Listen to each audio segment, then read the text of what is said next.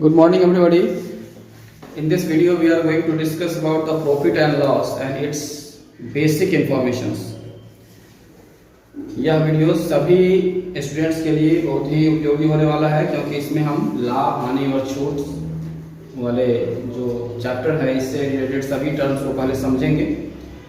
ये basic video है और आप इसको अगर अच्छे से समझ जाएंगे तो इस चैप्टर में कहीं भी कोई सवाल नहीं फंसने वाला है। तो चलिए शुरू करते हैं इस चैप्टर को। सबसे पहले हमें इस चैप्टर के इंट्रोडक्शन के बारे में जानना है। ये तो आप जानते ही हैं कि हर सभी क्लासेस में प्रॉफिट एंड लॉस थोड़ा बहुत रहता ही है। बेसिकली क्लास 8 के लिए, चाहे वो किसी भी बोर्ड का हो, बिहार बोर्ड हो, किसी भी स्टेट बोर्ड हो या फिर CBSE हो, ICSE हो, कोई भी बोर्ड हो, ये चैप्टर आपको रहेगा। साथ ही साथ हमारे लाइफ में भी प्रॉफिट एंड लॉस बिजनेसमैन के लिए या सिंपल कॉमन आदमी किसी भी के लिए ये बहुत ही इम्पोर्टेंट चीज़ होता है। हर आदमी बिजनेस एक्टिविटी में भाग लेता ही है, तो ये हमारे लिए बहुत इम्पोर्टेंट चैप्टर होने वाला है। तो इसको ज़रा ध्यान से सुनिएगा।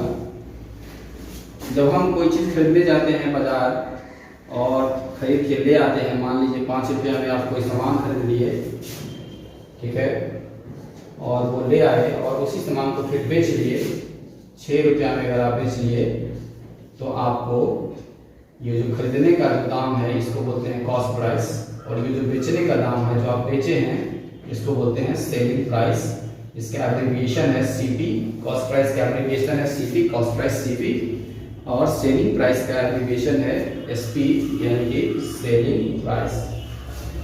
कॉस्ट प्राइस क्या है, इसे कैसे डिफाइन करें, चलिए देखते हैं। Cost price the amount paid to purchase an article. Cost price वह प्राइस है, वह अमाउंट है जो किसी वस्तु को खरीदने में हम चुकाते हैं दुकानदार को या कहीं भी हमको देना पड़ता है।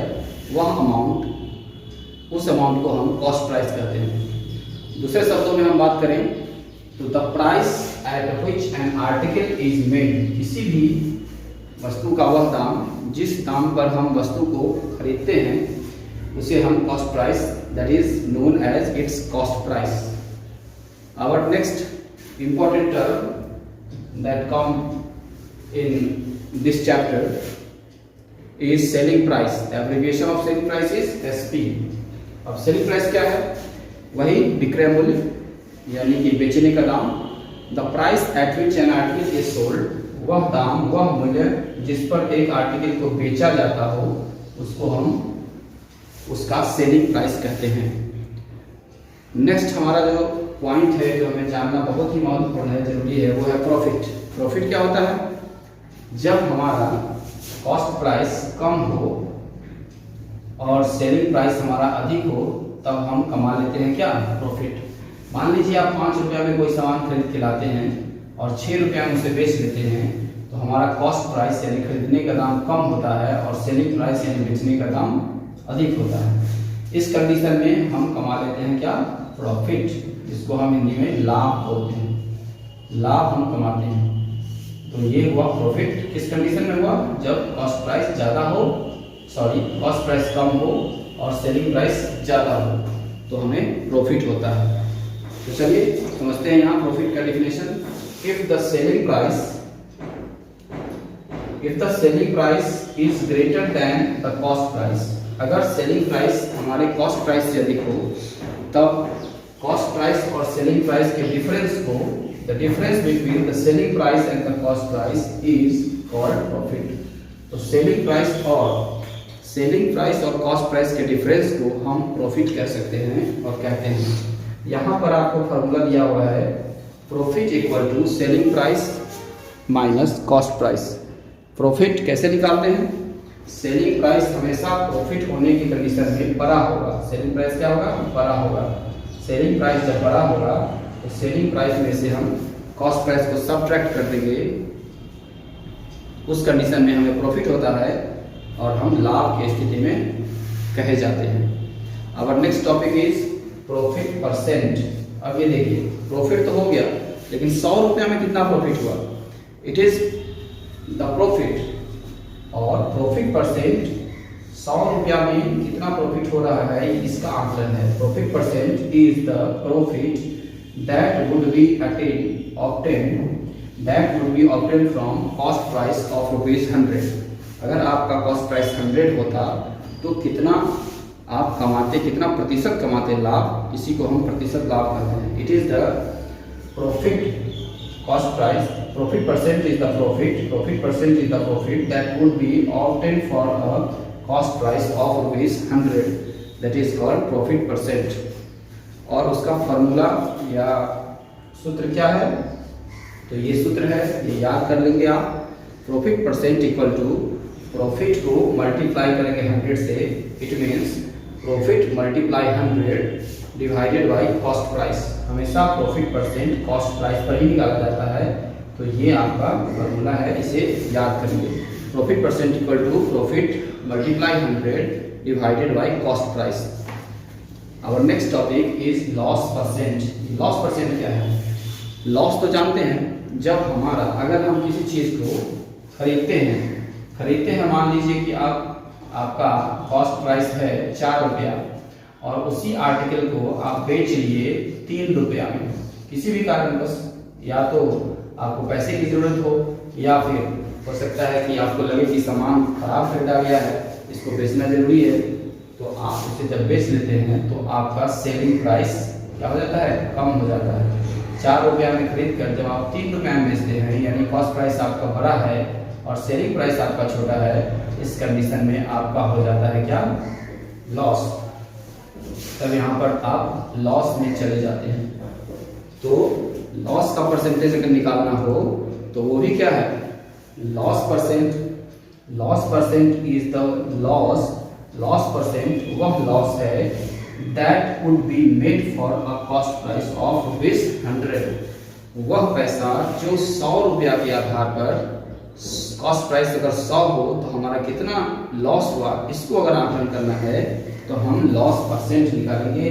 और लॉस परसेंट को निकालने के लिए हमें ये डिफिनेशन, ये फॉर्मूला यूज करना होता है, loss percent equal to loss multiply 100 और divided by cost price. Loss को 100 से गुना करके और कॉस्ट प्राइस से भाग देते हैं, उस कंडीशन में हमको लॉस परसेंट निकल जाता है। तो ये बेसिक चीज़ें थी जो आज इस वीडियो में आपको हमने समझाया। मिलते हैं हम फिर नेक्स्ट वीडियो में। आप थोड़ा सा इसको नीचे करके देख लीजिए और इस फार्मूलाज को आप लिख लेंगे, फिर हम नेक्स्ट वीडियो में इसको क्लियर करेंगे। इससे संबंधित सारा जो भी इंफॉर्मेशन होगा इम्पोर्टेंट, वो सब हम देने का प्रयास करेंगे। Thank you, have a nice day. चलिए दोस्तों, इसमें now our next topic to be discussed is some basic relations regarding profit and loss। Profit and loss से संबंधित कुछ महत्वपूर्ण और जो आधारभूत रिलेशंस हैं उसको देखते हैं। जो पहला है हमारा वो है प्रॉफिट। अगर आपको कॉस्ट प्राइस दिया हो, अगर क्वेश्चन में कॉस्ट प्राइस दिया हो और प्रॉफिट परसेंटेज दिया हो कि ₹400 कॉस्ट प्राइस है और उसका प्रॉफिट परसेंट 2% कुछ भी दिया हो, यानी कॉस्ट प्राइस और प्रॉफिट परसेंट अगर दिया हो तो हम उसका प्रॉफिट कैसे निकाल सकते हैं, तो उसके लिए सूत्र का प्रयोग करेंगे। We will use this formula for that situation. Profit equal to profit percent multiply cost price, profit percent multiply cost price divided by 100। इस तरह से हम प्रॉफिट निकाल सकते हैं इस फॉर्मूले पे। फिर हमारा अगला जो टर्म है लॉस। अगर हमको कॉस्ट प्राइस दिया हो और लॉस परसेंटेज दिया हो तो हम लॉस निकालते हैं। लॉस का ये फॉर्मूला है loss percent multiply cost price by 100। Next हमारा सिचुएशन आता है तब टू फाइंड सेलिंग प्राइस। अगर आपको सेलिंग प्राइस निकालना हो, जब आपको कॉस्ट प्राइस और प्रॉफिट परसेंट दिया हो, कॉस्ट प्राइस दिया हो और प्रॉफिट परसेंट दिया हो या लॉस परसेंट दिया हो, यानी कॉस्ट प्राइस और प्रॉफिट और लॉस परसेंट दिया हो, तब हम सेलिंग प्राइस कैसे निकालते हैं। तो इसके लिए बहुत शॉर्टकट ये यूज हो सकता है हमारा ट्रिक के रूप में। Selling price equal to cost price multiply 100 plus profit percent divided by 100। और उसी सिचुएशन में अगर आपको कॉस्ट प्राइस निकालना हो, सेलिंग प्राइस निकालना हो, तो हम क्या करेंगे, सेलिंग प्राइस जब कॉस्ट प्राइस और लॉस परसेंट दिया हो तब क्या कैसे निकालेंगे, तो selling price equal to cost price multiply 100 minus loss percent divided by 100। इस पूरे फॉर्मूले को आप लिखकर अच्छे से याद कर लीजिए, ताकि जब हम क्वेश्चन डिस्कस करते रहें तो ये सारा आपके दिमाग में पहले से मौजूद हो। Now next topic we discuss this to find cost price when selling price and profit percent और लॉस परसेंट आर गिवन। अगर आपको कॉस्ट प्राइस निकालना हो जब सेलिंग प्राइस और प्रॉफिट परसेंट और लॉस परसेंट दिया हो, या तो प्रॉफिट परसेंट या लॉस परसेंट के साथ साथ सेलिंग प्राइस भी दिया हो, तब हम कैसे निकालेंगे? Then we will find cost price when selling price as well as profit percent or loss percent are given. Then we will find cost price by using this formula. Selling price multiply 100, cost price equal to selling price multiply 100 divided by 100 plus profit percent. तो ये भी important formula है, इसको भी आप अच्छे से मैं हाईलाइट कर देता हूँ, उसको याद कर लेंगे। हमारा कॉस्ट प्राइस कैसे निकलेगा?